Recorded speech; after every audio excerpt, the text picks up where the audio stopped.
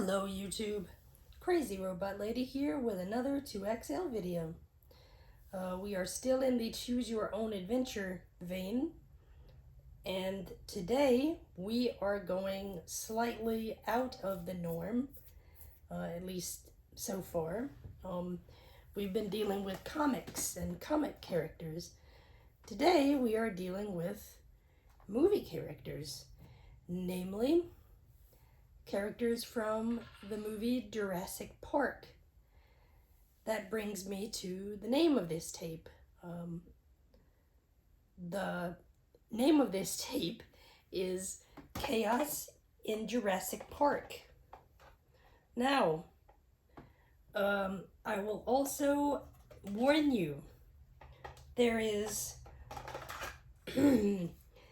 some adult language in this program. So there are a few swear words.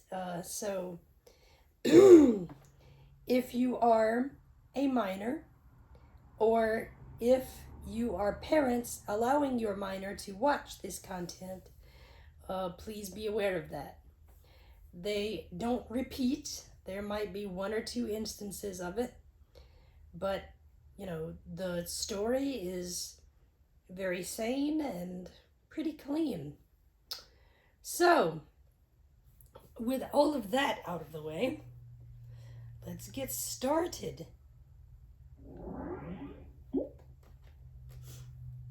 I have to plug 2XL into the speaker. And at the end of this video, I will let you hear his actual speaker. Actually, I'll do it now. Let's turn this off so we don't get the hissing.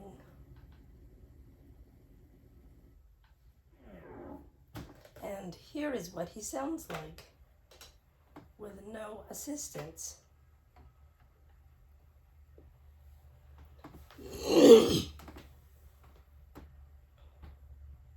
Hello, I am 2XL, everybody's favorite storytelling robot. But you probably already know that. I was just reviewing a very interesting part of the world's history, the period when dinosaurs ruled the earth, you know, before robots were invented. Did you ever wonder what it would be like to meet a real live dinosaur? I've heard of a man who was so interested that he created his own dinosaurs as well as a place for them to live, a place called Jurassic Park. Ugh. That is his actual speaker. And the reason I provide him with this extra vocal system, I don't like the sound of his speaker. I just don't. I don't. And especially for presenting content like this, when the words can guarantee where it fits in the lovely little algorithm, I would rather have them be as clear as they can be, considering. So, now that all that's out of the way and you got a taste of 2XL's Oreo cookie that fits in the top of his head, let's go.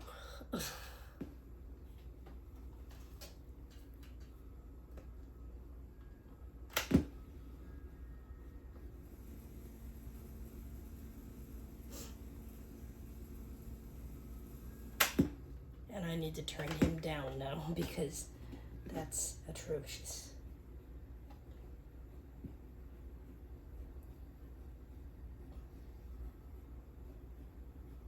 Hello, I am 2XL, everybody's favorite storytelling robot. But you probably already know that. I was just reviewing a very interesting part of the world's history, the period when dinosaurs ruled the earth, you know, before robots were invented. Did you ever wonder what it would be like to meet a real live dinosaur? I've heard of a man who was so interested that he created his own dinosaurs as well as a place for them to live, a place called Jurassic Park. During this story, you'll be asked to make certain choices from time to time. As usual, please follow all of the instructions. Only press the buttons you are told to press, and only after you hear the word now. So get ready for excitement and adventure as you take a trip through Jurassic Park. But first, you need to tell me where you would like to begin this story. If you would like to start in the United States, press 2. Or if you want to begin on Costa Rica, press 3. Press 2 or 3 now. 3. In the good old U.S. An investment banking firm it will be. Now, with whom would you like to begin your adventure? Press 1 if you want to join a park warden, or press 2 to start with a chief systems engineer. It's up to you. Press 1 or 2 now. 1. The midday quiet of Isla Nublar is broken by a loud screeching sound. It emanates from a huge metal box being pushed in front of a gate. The gate is part of an electrified fence, designed to keep animals in a certain area of the island. That's it, lads. Make sure the fittings are tight. Robert Muldoon is overlooking the operation.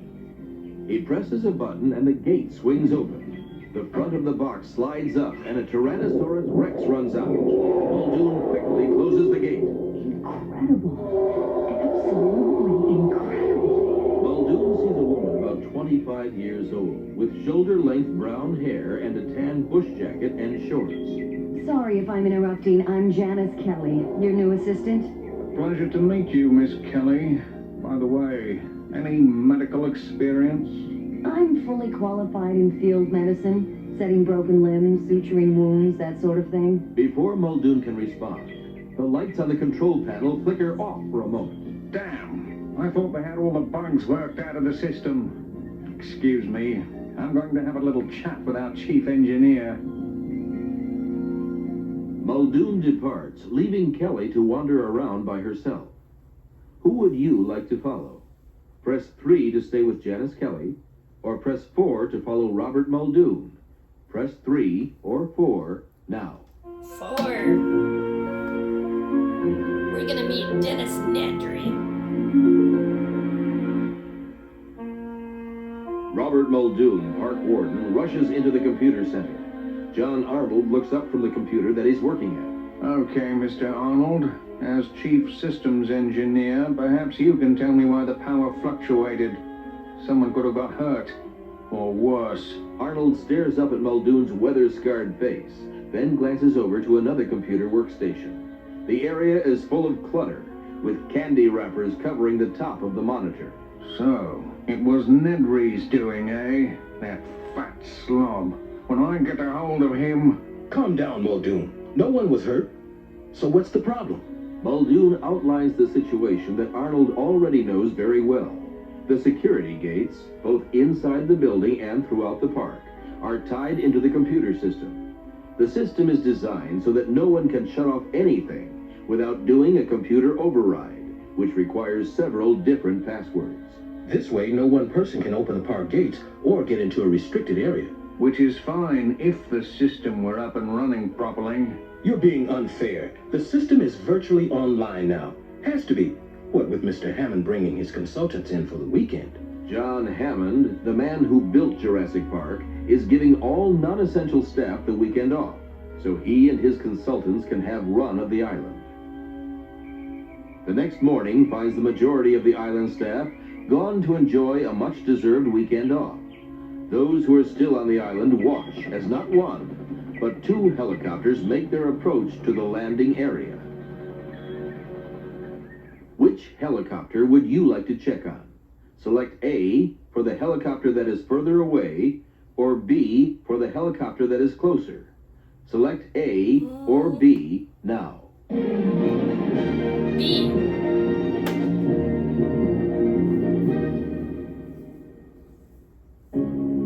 The occupants of the helicopter notice a second helicopter flying some distance behind them. So who's this coming up behind us? Don't tell me you need more experts besides us. You're gonna give us an inferiority complex. Hammond explains that the second helicopter contains experts, but of an entirely different sort.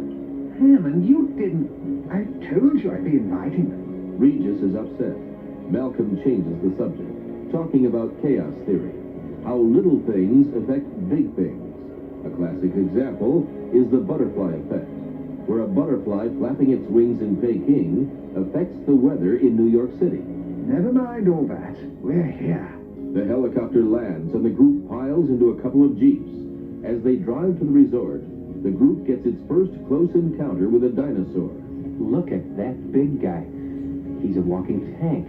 Malcolm points to a large dinosaur, twice as tall as a man and 15 feet long. Large, pointed plates run along its back. Its tail holds 4 large spikes. It ignores the group as it lumbers along its side of the electric fence on all 4s. That's a Stegosaurus. One of the Stegosaurid family. They're grass eaters. The Stegosaurus must have an itch because it starts rubbing itself against a tree. The tree topples over onto the electric fence. With a loud crackle of electricity, the tree is burnt in half, the upper half falling into the road in front of the jeeps. Score 1 for chaos. The jeeps carefully go around the obstacle. A short time later, the jeeps reach the resort and everyone gets out. I don't hear that other helicopter anymore. They must have landed. Minutes later, another jeep pulls up and 2 children hop out. One is a boy who looks to be 11 years old. The other is a girl a few years older who is wearing a baseball cap. They run up to Hammond and hug him. Grandfather! Everyone, I'd like you to meet my grandchildren, Timothy and Alexis. So these are the other experts. Introductions are made all around. After a bit of mingling in which Grant learns that Timothy is also a dinosaur buff, Hammond claps his hands. All right, folks, let's get this show on the road. Where do you want to start?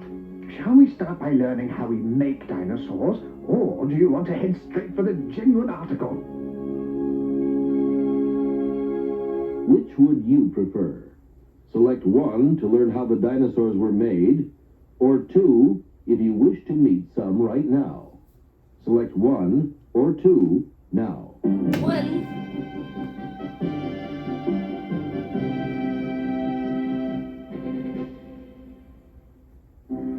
Hammond leads the way into the complex. He enters a security code into the keypad next to the lab, and the door swings open. Here is where miracles are made. Ladies and gentlemen, allow me to introduce Dr. Henry Wu. An Oriental man in his mid-40s steps forward. He holds up an orange-gold translucent rock. You may not believe this, but all of our dinosaurs start here.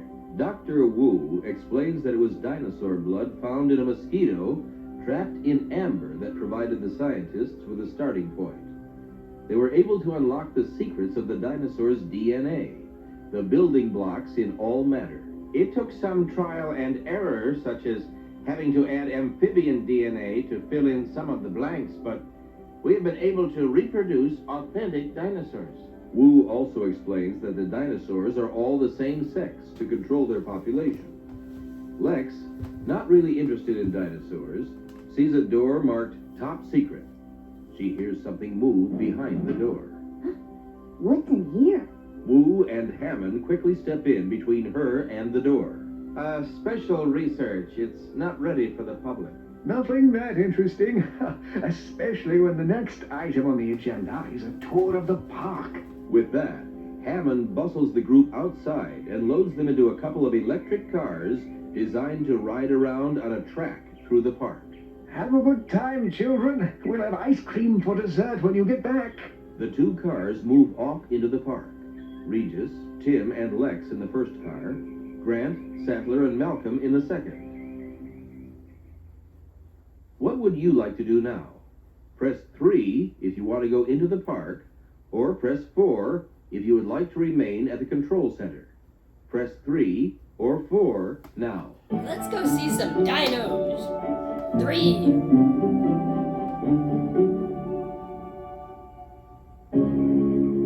The electric cars glide smoothly through the park grounds.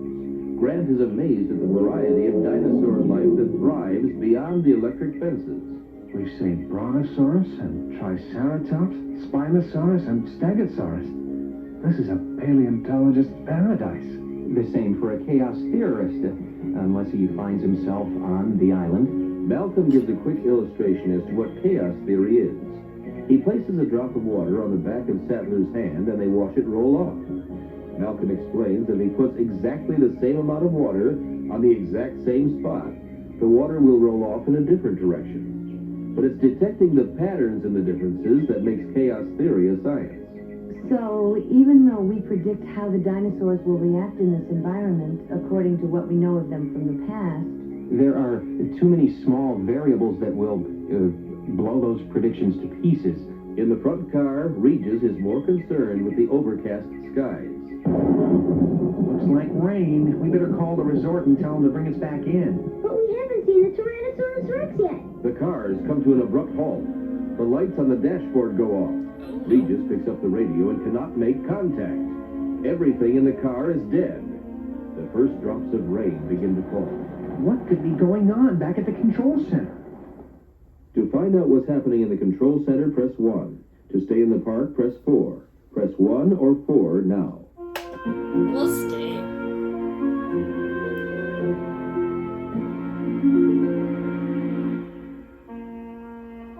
I spy with my little eye something that begins with D. The occupants of the electric cars are sitting patiently as the rain pours down.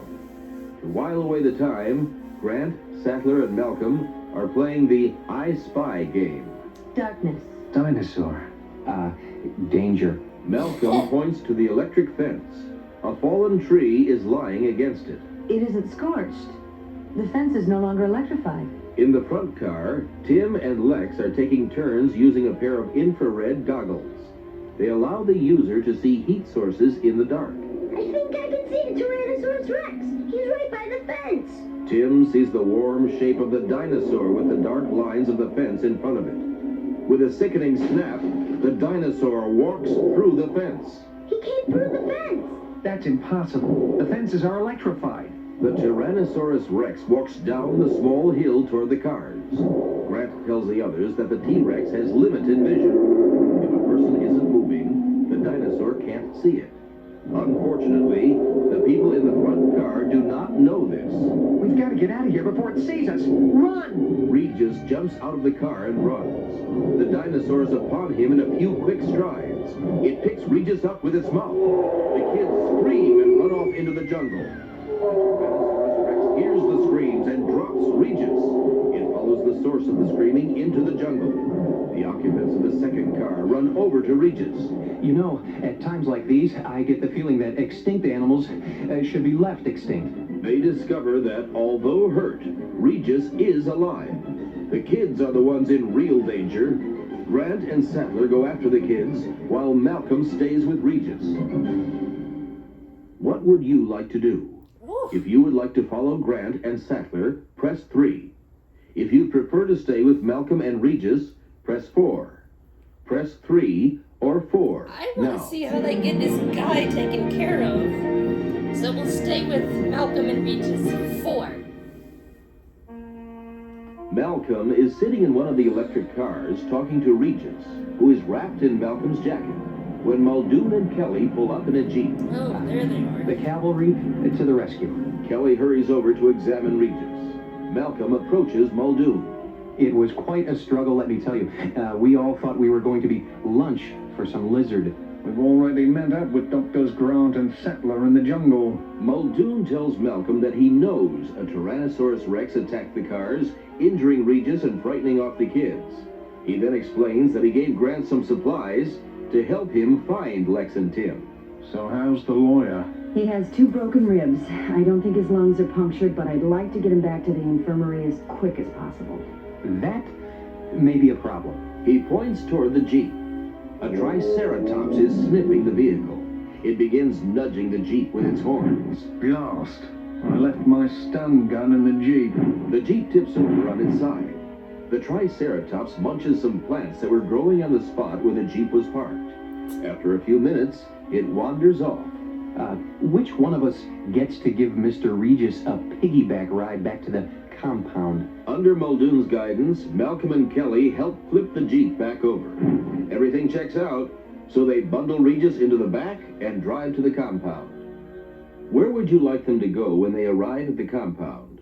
Select A for the infirmary, or B for the computer center. Select A or B now. Let's take care of Regis. Let's go to the infirmary.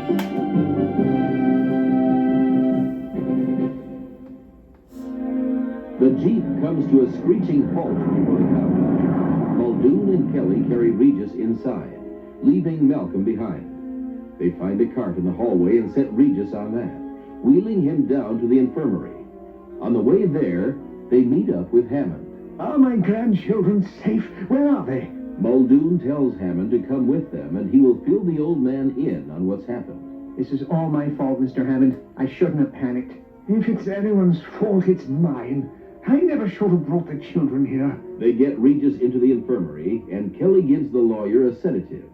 As she binds Regis' broken ribs, Muldoon tells Hammond what little he knows about the Tyrannosaurus Rex attacking the cars and the children running off. With the dinosaurs loose, our first priority is to arrange transport off this island.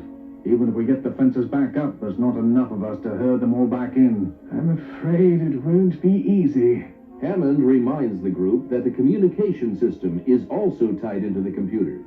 So there's no way to call for help before the helicopter is due to arrive Monday morning. We can't wait that long. We have emergency power now. What do we have to do to get everything else up and running? Muldoon tells Kelly that the main circuit breakers are housed in a separate bunker. She will have to go out to the bunker to turn everything on. If that's what it takes. Be careful. We have no way of knowing how many of the beasties are on the grounds. And while you do that, I'm going to check on our raptors to make sure they're still at home. Both jobs sound pretty dangerous. Who would you like to follow? If you'd like to check on the raptors with Muldoon, press B. If you want to go with Kelly to fix the circuit breakers in the bunker, press C. Press B or C now. I want to take a look at the raptors. B.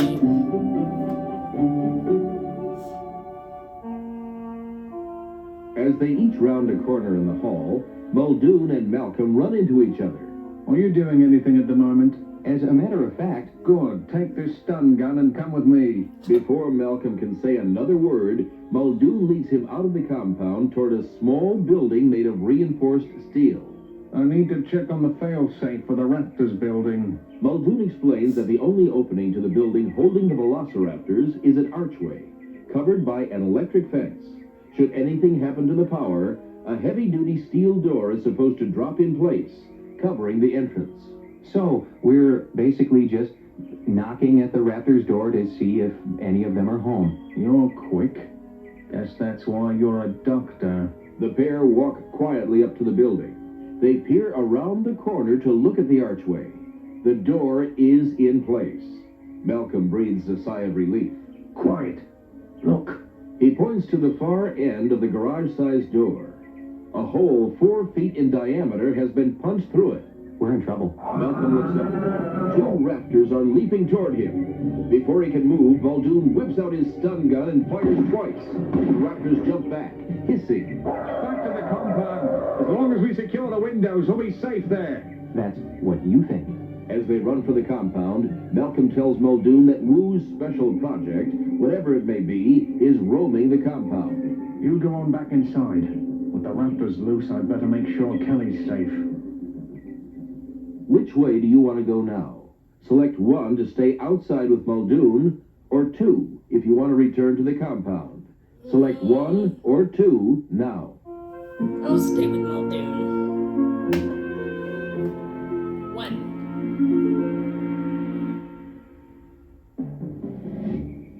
Muldoon moves silently along the side of a building. He comes across Woo, who is hiding in the shadows. What are you doing here? Woo tells him about his special project, a velociraptor with near-human intelligence. It has already tried to stop them from restoring power. Woo is trying to anticipate its next move. It's not safe out here. All the raptors are on the loose. But we should have power soon. Then Arnold can restore the computers and call the mainland for help. With power restored, Muldoon can now take the time to find Grant and the others. He tells Woo to return inside while he gets Kelly to help with the search. Who do you wish to follow this time? Press 3 to stay with Woo, or press 4 to go with Muldoon. Press 3 or 4 now. I'll go with Muldoon. I don't know why, but I like following this hunter. Muldoon is starting 4. the engine of the Jeep as Kelly enters the garage. Glad you could make it this trip. Sorry, but I think a couple of raptors followed me here. She hops into the Jeep as 2 raptors block the garage entrance. Muldoon slams down on the gas pedal, and they speed out of the garage. At the last second, the raptors leap aside. Maybe that'll put a little fear in them. A scaly head peers down at them through the windshield. One of the raptors is on the roof. Muldoon slams on the brakes. The raptors flipped off the Jeep. Muldoon speeds off. Grant and the others are sure to be making their way here. Use the map and figure out where they'd most likely be. Taking terrain into account, Kelly estimates where the group is most likely to be. Muldoon hopes she is right. He points back the way they came. Kelly sees 6 raptors in the distance, chasing them. Look, there they are, by the fence. The Jeep pulls up in front of Grant and the others. Muldoon and Kelly help everyone climb in. We've got raptors on our tail. I plan to swing near the jungle in hopes they'll get distracted and leave us alone. Do that and you might find yourself face to face with a T-Rex. What should they do? Should they B, try to drive through the raptors, or C, drive past the T-Rex? Choose B or C now. B.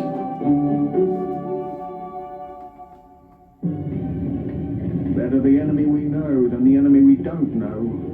When pressed to explain, Muldoon tells them that the T-Rex has the advantage of cover, while the raptors are out in the open. He heads the Jeep straight back to the compound and the raptors. Brace yourself, everyone. We're in for a rough ride. Grant notices Kelly loading a tranq rifle with the strongest doses available. She fires into a group of 6 raptors. One of them jerks backward. The rest leap aside.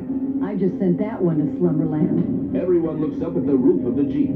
Scaly hands reach down and claw at the windows. Nedry pales in fear.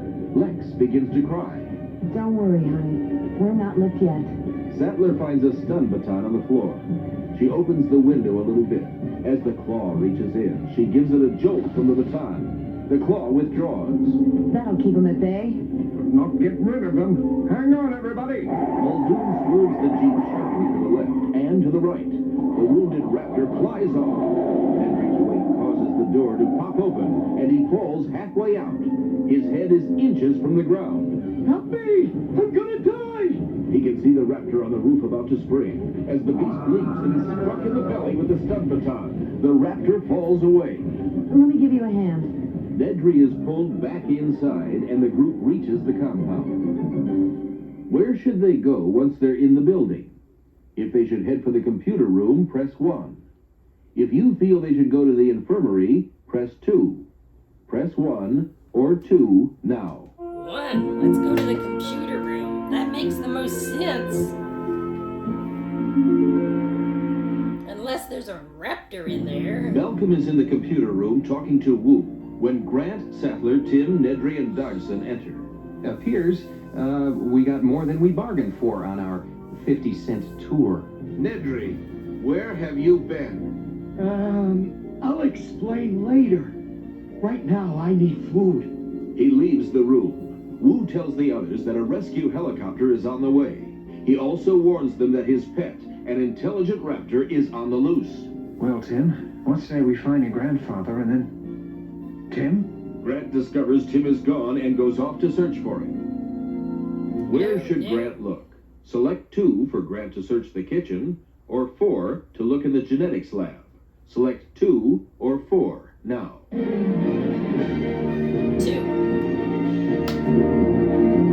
I remember this scene very, very well. Grant heads for the kitchen, thinking that Tim might have gone looking for food. He finds Tim hiding behind a counter and asks what is wrong. I followed Mr. Nedry and Dr. Dodgson when they left the computer room. But then I saw the raptors and hid in here. Tim points to the door. 2 raptors enter the room. They spot their prey and leap. Grant grabs a frying pan and knocks one on the side of the head. Tim ducks. The second raptor just misses him. We've got to get out of here. Tim knocks a sack of flour onto the smooth floor.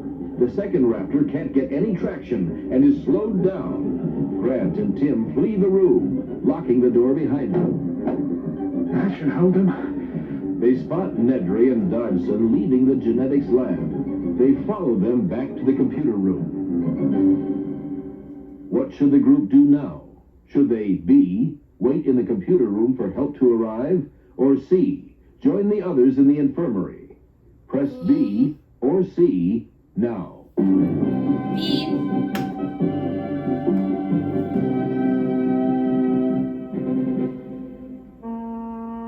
The group in the computer room is surprised to see Hammond, Lex, Arnold, Regis, and Kelly enter. What are you doing here? Mr. Hammond and I felt that with Woo's pet running around, we shouldn't stay here. She tells Muldoon they should head out to the helipad to wait for the chopper. Muldoon agrees with the plan. Dodgson thinks that's a bad idea. You're forgetting that I have a boat at the dock. Let's use that to escape. Which way should they leave the island? Select 1 if they should use Dodgson's boat, or 4 if they should wait at the helipad for a helicopter. Select 1 or 4 now. I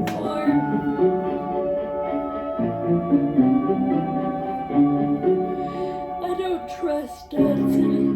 Everyone hurries out of the compound and piles into a couple of jeeps. They drive off toward the helipad. Hammond has the misfortune of sitting next to Malcolm. Mr. Hammond, I'd like to take this opportunity to thank you for such a delightful weekend. Let's do it again sometime. As the landing area comes into view, the group can hear the sound of a helicopter.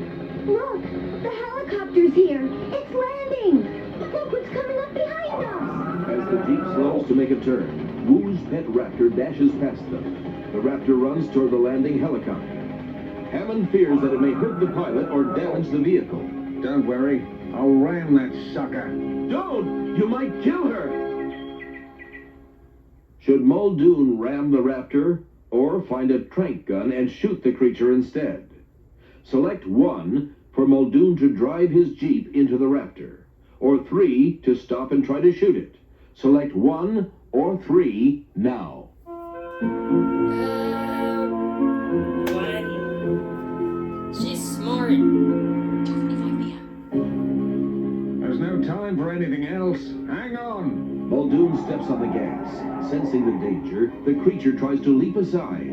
The jeep strikes the raptor's hind legs. Muldoon loses control and the jeep hits the helicopter. Oh, no. Everyone hurries out of the jeep, while Muldoon helps the pilot. Dazed, the raptor staggers around the helipad, wandering close to the cliff edge overlooking the ocean. Everyone get down. The fuel tank can blow up at any moment. People dive for the ground as both the jeep and the helicopter blow up. The force of the blast blows the raptor off the edge, and she falls into the ocean. My wonderful creation! What have we done? Is it possible she'll survive? Calming down, Wu says that yes, it is possible. In the meantime, the group must wait at the helipad. All they can do is hope that they can fend off any dinosaurs until another helicopter arrives. Oh, no. Well, you certainly know how to make up a very exciting story that was full of action. It is a shame that the one dinosaur was hurt, but I'm sure it'll be all right. You made sure that everyone will get off the island, and that's very important. By the way, did you ever learn why Dodgson was on the island? No. Or why things went wrong in the first place? If you didn't, then the next time you play this program, rewind it and press different buttons, and then you may hear a completely different story. Goodbye, and thanks for playing. Please turn me off now. Oh, no. See, after Batman, your choices start to affect the way the story ends. Like, I mean, there's always a way, there's always a way out of your poor choices in the other stories. But after, well, starting with this story, if you mess up, your characters will die or be stuck there, or something seriously bad can happen. Like, I just foiled their one chance to get out of there. Oh, well, anyways. I'm sorry. I hope all of you enjoyed this video. As usual, like, subscribe, comment, click the notification bell so you will know whenever I upload new content. God bless, and I will see you in the next video.